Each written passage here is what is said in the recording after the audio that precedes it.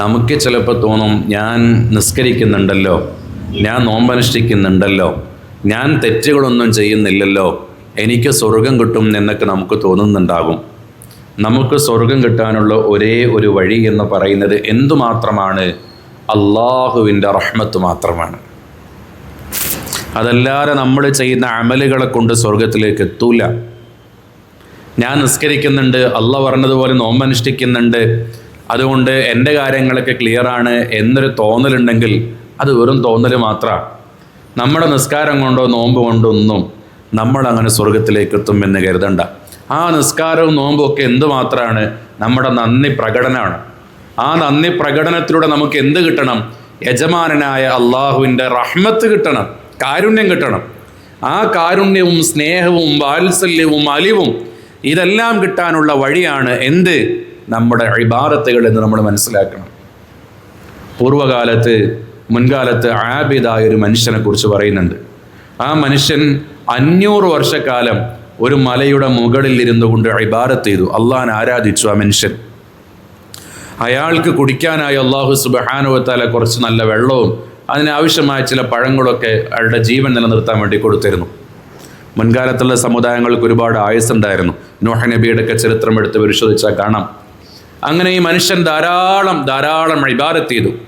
ആ മനുഷ്യൻ മരണപ്പെട്ടതിന് ശേഷം അള്ളാഹു സുബ്ഹാനഹു വ തആല പറഞ്ഞു, അദ്ഖിലു അബ്ദി, ഈ അടിമയെ എവിടെ പ്രവേശിപ്പിക്കണം? അൽ ജന്നത ബിറഹ്മതി, എൻ്റെ റഹ്മത്ത് കൊണ്ട് ഈ അടിമയ്ക്ക് നിങ്ങൾ എന്ത് കൊടുക്കണം? സ്വർഗം കൊടുക്കണം എന്ന് പറയാണ്. അള്ളാഹു തആല മലക്കുകളോട് കൽപ്പിക്കാം. ആ സമയത്ത് ഈ മനുഷ്യൻ പറയാണ്, യാ റബ്ബി ബൽ ബിഅമലി, അല്ല, ഞാൻ 500 വർഷക്കാലത്തോളം എന്ത് ചെയ്തതല്ലേ? നിസ്കരിച്ചതല്ലേ, ഇബാദത്ത് ചെയ്തതല്ലേ, നോമ്പനുഷ്ഠിച്ചതല്ലേ, അപ്പം എൻ്റെ അമല് കൊണ്ട് എന്നെ സ്വർഗത്തിലേക്ക് കയറ്റിക്കൂടെ എന്ന് വയ്ക്കാം. എൻ്റെ അമല് കൊണ്ട് ഞാൻ ഇത്രയൊക്കെ ചെയ്തതാണല്ലോ, അപ്പോൾ അമല് കൊണ്ട് കയറ്റിക്കൂടെ എന്ന് വയ്ക്കാം. ആ സമയത്ത് അള്ളാഹു സുബ്ഹാനഹു വ തആല എന്ത് ചെയ്യുകയാണ്? ആ മനുഷ്യൻ അള്ളാഹു സുബ്ഹാനഹു വ തആല നൽകിയ ധാരാളം നിഅമത്തിലുള്ള ഒരു നിഅമത്തായ കാഴ്ച, ആ കാഴ്ച എന്ന് പറയുന്ന അനുഗ്രഹത്തെ മാത്രം അള്ളാഹു തആല ഒരു തുലാസിൽ വെക്കുന്നു. ഈ മനുഷ്യൻ്റെ 500 വർഷത്തെ ആരാധന മറ്റൊരു തട്ടിലും വെക്കുന്നു. കാഴ്ചയുടെ മൂല്യം ആരാധനയേക്കാൾ കനത്തതായിരുന്നു. അയാൾ എത്ര ചെയ്തിട്ടും ഏതിൻ്റെ തട്ടാണ് താഴുന്നത്? ഈ കാഴ്ചയുടെ തട്ടാണ് താഴുന്നത്, ആരാധനയുടെ തട്ടല്ല. അള്ളാഹു സുബ്ഹാനഹു വ തആലയോട് നമ്മൾ എങ്ങനെയൊക്കെ നിസ്കരിച്ചാലും 500 അല്ല, 5000 അല്ല, 50,000 അല്ല, എത്ര വർഷം ഇബാദത്ത് ചെയ്താലും അള്ളാഹു സുബ്ഹാനഹു വ തആല നമുക്ക് നൽകിയ ആ നിഅമത്തുകൾക്ക് പകരാകൂല. അപ്പം അതുകൊണ്ട് നമ്മുടെ നിസ്കാരം, നമ്മുടെ നോമ്പ്, ഇതൊക്കെ നമുക്ക് സ്വർഗം കിട്ടാനുള്ളതാണ് എന്നല്ല കരുതേണ്ടത്. ഇതൊക്കെ റബ്ബിലേക്ക് എന്ത് ചെയ്യാനുള്ളതാണ്? നന്ദി അറിയിക്കാനുള്ളതാണ്. എനിക്ക് ഈ നിഅമത്തുകളൊക്കെ നൽകിയ അള്ളാഹുവിനോടുള്ള നന്ദി പ്രകടനമാണ്. മക്കളെ സ്വാലിഹീങ്ങളായ വഴിയിലേക്ക് കൊണ്ടു നടത്തുക എന്നതും നന്ദി പ്രകടനമാണ്. നമ്മുടെ വീട്ടിൽ ഇസ്ലാമിക അന്തരീക്ഷം നിലനിർത്തുക എന്നതും നന്ദി പ്രകടനമാണ്. ആ നന്ദി പ്രകടിപ്പിക്കുന്നത് എന്തിനു വേണ്ടിയിട്ടാണ്? അള്ളാഹു സുബ്ഹാനഹു വ തആലയോടുള്ള ബാധ്യതകൾ നിറവേറ്റി അള്ളാഹുവിൻ്റെ കാരുണ്യം കിട്ടണം, അള്ളാഹുവിൻ്റെ സ്നേഹം കിട്ടണം, അള്ളാഹുവിൻ്റെ അലിവ് കിട്ടണം. ആ റഹ്മത്ത് കൊണ്ട് നമുക്ക് എന്ത് ചെയ്യണം? സ്വർഗത്തിലേക്ക് എത്തണം. അള്ളാഹു സുബ്ഹാനഹു വ തആല നമുക്കൊക്കെ അള്ളാഹുവിൻ്റെ റഹ്മത്ത് ഏറ്റി തെരുമാറാകട്ടെ. നിങ്ങൾ ആലോചിച്ചൊക്കെ, റമളാൻ മാസത്തിൽ 3 10 അള്ളാഹ് വേർതിരിച്ചു അല്ലേ? ഒന്നാമത്തെ 10 എന്തിൻ്റെ 10? ഒന്നാമത്തെ 10 എന്തിൻ്റെ 10? റഹ്മത്തിൻ്റെ 10ആണ്. രണ്ടാമത്തെ 10 മഗ്ഫിറത്തിൻ്റെ 10ആണ്. മൂന്നാമത്തെ 10 ഇത്ഖും മിനന്നാർ, നരകമോചനത്തിൻ്റെ 10ആണ്. ഇതിൽ നമുക്ക് ഏറ്റവും പ്രധാനമായിട്ട് വേണ്ടത് ഏതാണെന്നറിയോ? ഈ മൂന്നാമത്തതാ അല്ലേ? നരകമോചനാണ്. നരകം താങ്ങൂലല്ലോ. നരകമോചനം കിട്ടിയാലേ എന്ത് കിട്ടുള്ളൂ? സ്വർഗം കിട്ടുള്ളൂ, ഉറപ്പല്ലേ? ഒരാൾ നരകത്തിലും സ്വർഗത്തിലും ഒരുമിച്ചാവൂലല്ലോ. അവിടെ നമ്മൾ മനസ്സിലാക്കേണ്ട ഒരു യാഥാർത്ഥ്യം, ഇത്ഖും മിനന്നാർ, നരകത്തിൽ നിന്ന് മോചനം കിട്ടണം എന്നുണ്ടെങ്കിൽ ആദ്യം എന്ത് വേണം? മഗ്ഫിറത്ത് വേണം. ദോഷങ്ങളൊക്കെ പൊറുക്കണം. ദോഷങ്ങളില്ലെങ്കിൽ പിന്നെ നരകത്തിൽ പോകില്ലല്ലോ. ദോഷങ്ങൾ മായ്ക്കാനാണല്ലോ നരകത്തിൽ പോകുന്നത്. പക്ഷെ എങ്ങനെ ദോഷങ്ങൾ ഓർക്കും? നിസ്കരിച്ചോണ്ട്, നോമ്പനുഷ്ഠിച്ചോണ്ട്, ദിക്റില്ലോണ്ട്, സ്വലാത്തില്ലോണ്ട് മാത്രം ദോഷങ്ങൾ പുറത്തു കിട്ടുമോ? ഇല്ല. ദോഷങ്ങൾ പൊറുക്കണമെങ്കിൽ എന്ത് വേണം? റഹ്മത്ത് വേണം. അതുകൊണ്ട് ആദ്യം റഹ്മത്ത് വയ്ക്കുന്നത് അൽഹംദുലില്ലാഹി റബ്ബിൽ ആലമീൻ. അല്ലാഹു സുബ്ഹാനഹു വ തആലയെ നമ്മൾ സ്തുതിക്കുകയാണ്. അതിൻ്റെ മുമ്പ് നമ്മൾ എന്താ ചെയ്യുന്നത്? ബിസ്മില്ലാഹിർ റഹ്മാനിർ റഹീം. അള്ളാഹുവിനെ വാഴ്ത്തുന്നത് ഏത് പദപ്രയോഗം കൊണ്ടാണ്?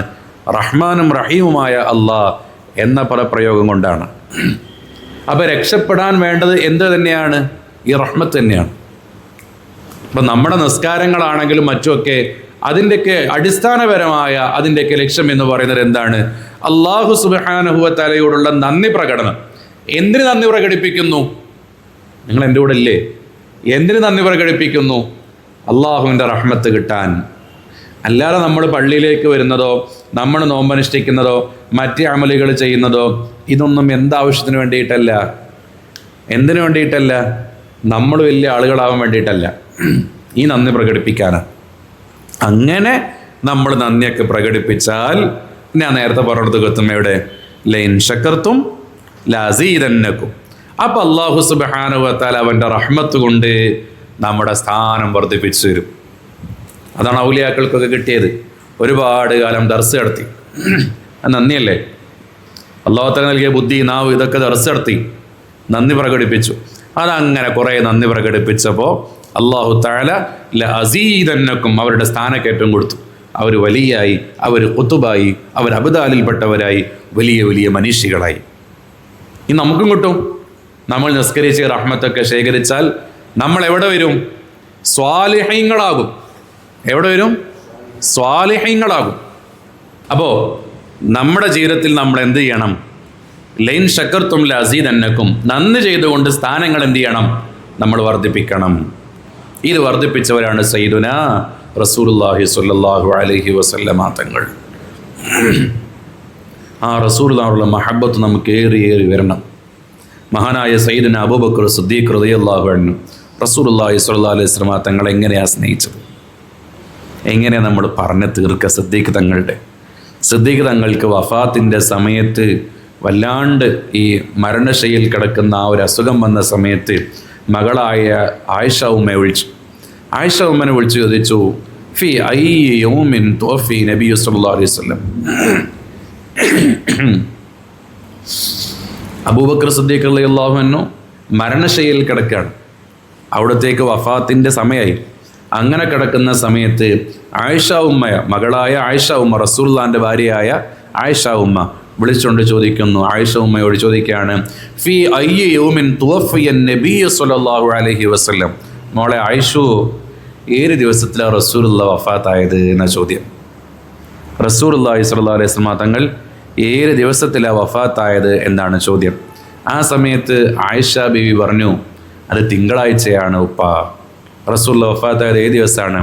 തിങ്കളാഴ്ചയാണ് ഉപ്പ. ആ സമയത്ത് അബൂബക്കർ തങ്ങളുടെ അടുത്ത ചോദ്യം, ഫ അയ്യു യൗമിൻ ഹാദാ, ഈ ദിവസം ഏതാ മോളെ? മരണശൈലിയിൽ കിടക്കല്ലേ, വലിയ ചിന്തകളൊന്നുമില്ല, അള്ളാഹ് എന്നുള്ള ചിന്തയിൽ കിടക്കുക, ഈ ദിവസം ഏതാ ചോദിച്ചു. അപ്പോൾ ആയിഷ ഉമ്മൻ്റെ മറുപടി, ഇന്നും ഒരു തിങ്കളാഴ്ചയാണ് എന്ന് പറയാണ്. ആ സമയത്ത് മഹാനായ സിദ്ദീഖ് തങ്ങൾ പറയാണ്, റജൗതു ഫീമാ ബൈനി വ ബൈനൽ ലൈലി, അല്ലാഹ് ഈ രാത്രി അങ്ങ് അവസാനിക്കുന്നതിൻ്റെ മുമ്പ് എനിക്കങ്ങ് മരിക്കാൻ കഴിഞ്ഞിരുന്നെങ്കിൽ. അതിന് സിദ്ദീഖ് തങ്ങൾ പറഞ്ഞ കാരണം എന്താ? തിങ്കളാഴ്ച ദിവസത്തെ പോരിഷയോ പ്രത്യേകതയോ ഒന്നുമല്ല, അതിനെക്കുറിച്ച് ഒന്നുമല്ല ആർക്കറിയേണ്ടത്, സിദ്ദീഖ് തങ്ങൾക്ക് അറിയേണ്ടത്. എന്തേ അറിയേണ്ടുള്ളൂ? ഈ ദിവസത്തിൽ ആര് വഫാത്തായത്? റസൂലുള്ളാഹി വഫാത്തായി. അതുകൊണ്ട് എനിക്ക് എന്ത് ചെയ്യണം? ഈ ദിവസത്തിൽ വഫാത്താകണം. സയ്യിദ്ന അബൂബക്കർ സിദ്ദീഖ് റളിയല്ലാഹു തആല അൻഹു. സംഭവമില്ലേ? അതുകൊണ്ടാണ് സിദ്ദീഖ് തങ്ങൾ ഒരിക്കലൊരു സൽക്കാരത്തിന് വിളിച്ചിട്ട് സിദ്ദീഖ് തങ്ങളുടെ മുന്നിലേക്ക് കുറച്ച് ഭക്ഷണം വെച്ചപ്പോൾ സിദ്ദീഖ് തങ്ങൾ പൊട്ടിക്കരയാൻ തുടങ്ങി. എന്നിട്ട് സിദ്ദീഖ് തങ്ങൾ പറഞ്ഞത്, എൻ്റെ ഹബീബ് ജീവിതകാലത്ത് ഇത്രയും ഭക്ഷണം ഒരുമിച്ച് കണ്ടിട്ടില്ല. സിദ്ദീഖ് തങ്ങൾ പറഞ്ഞതാ. റസൂലുള്ളാഹി സ്വല്ലല്ലാഹു അലൈഹി വസല്ലം തങ്ങളെ കുറിച്ച് പറയുന്നിടത്ത് കാണാം, തുടർച്ചയായി 3 ദിവസം ഹബീബായ തങ്ങൾ രാത്രിയിൽ ഭക്ഷണം കഴിച്ചിട്ടില്ല. എന്ന് വെച്ചാൽ തങ്ങൾ കഴിക്കാത്ത എന്തുകൊണ്ടാ? കിട്ടാത്തതുകൊണ്ട് തങ്ങൾ കഴിച്ചിട്ടില്ല. ഈ ജീവനും സിദ്ദീഖ് തങ്ങൾ മൊത്തത്തിൽ അടർത്തിയെടുത്തിരുന്നു. ഏതെങ്കിലും ഒരു ഭാഗത്തൊന്നുമല്ല. തങ്ങൾ കിടന്ന കട്ടിൽ പോലത്തെ കട്ടിൽ തന്നെ കിടക്കുള്ളൂ. അപ്പൊ തങ്ങളുടെ പുറത്ത് ഈന്തപ്പനയുടെ നാര് കൊണ്ട് അടയാളമായ ആ അടയാളങ്ങൾ ആർക്കും വേണം? സിദ്ദീഖ് തങ്ങൾക്കും വേണം. വഫാത്തിന്റെ സമയത്ത് പോയി ചോദിക്കുന്നുണ്ടല്ലോ, നിങ്ങൾക്ക് നല്ല വീട് വെച്ച് തരട്ടെയോ?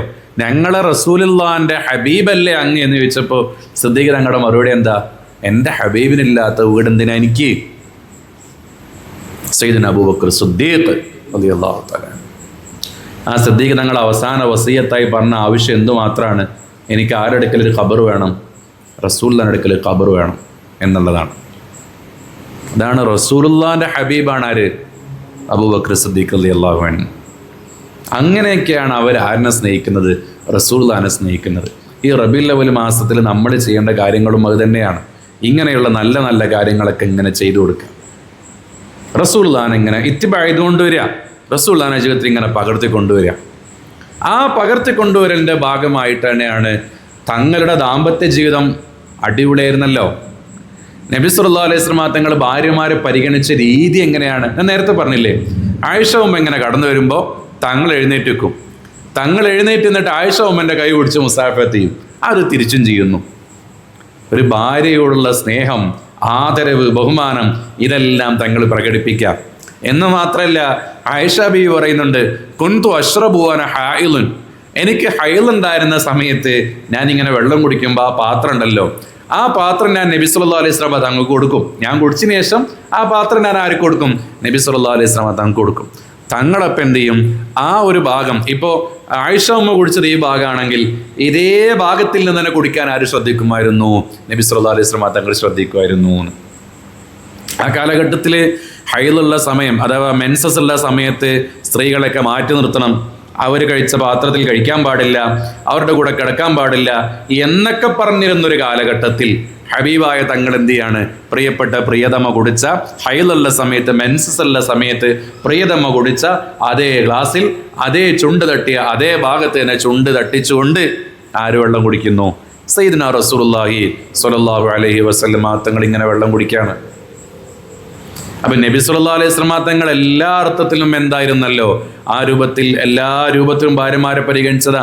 ഇനി ആയിഷ ഉമ്മ ചില സമയത്ത് ആയിഷ ഉമ്മ ഇത് പരീക്ഷിക്കൊക്കെ ചെയ്യും. ഇത് എപ്പോഴെങ്കിലും ചെയ്യുന്നതാണോ? നമ്മുടെ നാട്ടിലൊക്കെ പറയില്ല, ചക്കട്ട മൊയിൽ എത്തും എന്നൊക്കെ പറയില്ല. അങ്ങനെയാണോ? അങ്ങനെയൊന്നും അല്ല. തങ്ങൾ ഇതൊരു ഹാബിറ്റ് തന്നെ ആയിരുന്നു. തങ്ങളത് പരിഗണിച്ചുകൊണ്ട് ചെയ്യുമായിരുന്നു. ഇടയ്ക്ക് ആയിഷ ഉമ്മ എന്ത് ചെയ്യും? ഇറച്ചിയുടെ കഷ്ണം ഉണ്ടാവുമല്ലോ, എല്ലുള്ള ഇറച്ചിയുടെ കഷ്ണം, അതിൻ്റെ ഒരു ഭാഗം കടിച്ചിട്ട് തങ്ങൾക്ക് കൊടുക്കും.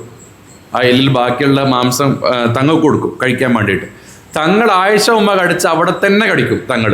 ഇത് കാണുമ്പോൾ ആയിഷ ഉമ്മക്ക് കൽവിലെ സന്തോഷം. മാഷാ അല്ലാഹ്, ലോകത്തിൻ്റെ നേതാവാണല്ലോ ഇത്. അതാ ഞാൻ ആദ്യം പറഞ്ഞേ, നബി സല്ലല്ലാഹു അലൈഹി വസല്ലം തങ്ങളുടെ ശുക്രിയുള്ള കാരണം എന്താ? ഏതെങ്കിലും ഒരു വിഷയത്തിലല്ല തങ്ങൾ പെർഫെക്റ്റ് ആയത്, എല്ലാ വിഷയത്തിലും തങ്ങൾ പെർഫെക്റ്റ് ആണ്. ആ പെർഫെക്റ്റ്നെസ് ജീവിതത്തിൽ അതേപോലെ സ്വീകരിച്ചവരാണ് ആര്? ആയിഷ ഉമ്മയാണെങ്കിലും സിദ്ദീഖ് തങ്ങളാണെങ്കിലും ഉമർ തങ്ങളാണെങ്കിലും ഉസ്മാൻ തങ്ങളാണെങ്കിലും എല്ലാവരും അതേ രൂപത്തിൽ ഇങ്ങനെ സ്വീകരിച്ചു വെച്ചവരാണ്. ഇതൊക്കെ ഈ മഹബത്തിൻ്റെ ഈ അടരുകളൊക്കെ നമ്മളിങ്ങനെ വായിക്കുമ്പോൾ ഇതൊക്കെ നമ്മുടെ ജീവിതത്തിൽ കൊണ്ടുവരണം. അപ്പം നബി സല്ലല്ലാഹു അലൈഹി വസല്ലം തങ്ങളെ അനുകരിക്കുക എന്നതാണ് അവിടുത്തോടുള്ള മഹബത്ത് പ്രകടനത്തിൻ്റെ ഏറ്റവും നല്ല വഴി. തങ്ങളെ അനുകരിക്കുക എന്ന് പറഞ്ഞാൽ മനസ്സിലായില്ലേ? തങ്ങൾ ചെയ്യുന്നത് പോലെ ചെയ്യുക. അതാണ് ഈ മഹബത്തിൻ്റെ ഏറ്റവും പ്രധാനപ്പെട്ട വഴികൾ, ഏറ്റവും മർമ്മപ്രധാനമായ കാര്യം എന്ന് സാധുക്കളായ നമ്മളൊക്കെ മനസ്സിലാക്കണം. അല്ലാഹു സുബ്ഹാനഹു വ തആല നബി സല്ലല്ലാഹു അലൈഹി വസല്ലമ തങ്ങളോട് ഹൃദയത്തിൻ്റെ ഉള്ളിൽ അങ്ങേയറ്റത്തെ മഹബത്തുള്ളവരായി അല്ലാഹു സുബ്ഹാനഹു വ തആല സാധുക്കളായ നമ്മളെയൊക്കെ മാറ്റി തരുമാറാകട്ടെ.